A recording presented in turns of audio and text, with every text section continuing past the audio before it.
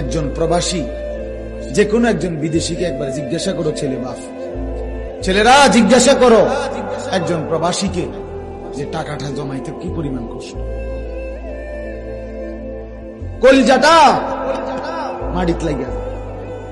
আমি নিজে দেখছি তো অসংখ্যবার হজ উমরার মধ্যে কত মানুষ দেখলাম কি কষ্টে টাকা রোজগার করে, 12 ঘন্টা ডিউটি করে, 12 ঘন্টা টানা, ওইখানে কোনো ফাঁকিবাজি নেই।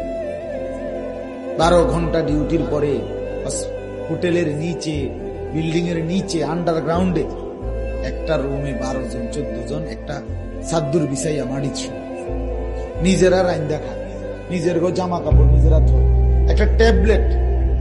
এক ছেলে একদিন আমারে কইতেছে, আজ 11 বছর বিদেশ, একটা ট্যাবলেট জীবনে কেউ কোনোদিন নাই খুললা দিন, সব নিজেরটা নিজে করতে হয়। কত সময় জ্বরে, মাথা ব্যথা, এই পাশ ওপাশ কাতরাই সারা রাত, বিবি নাই, সন্তান নাই, বাবা নাই, মা নাই, কেউ যে একটু আদর করে হাত বুলাই দিব, এই মানুষটাও নাই, ওই পাই বসে বলেন না ভাই। এরপরে এক ছেলে আমার একদিন কইতেছে, হুজুর আমি কোনদিন যদি কেউ একটা মুরগি এমনি দেয়, কেউ যদি একটা বার্গার দেয়, কিছু একটা দিলে খাইয়া রাত্রের আর রান্ধি না, এই পানি গদ্দুর খাইয়া শুইয়া লাইছে।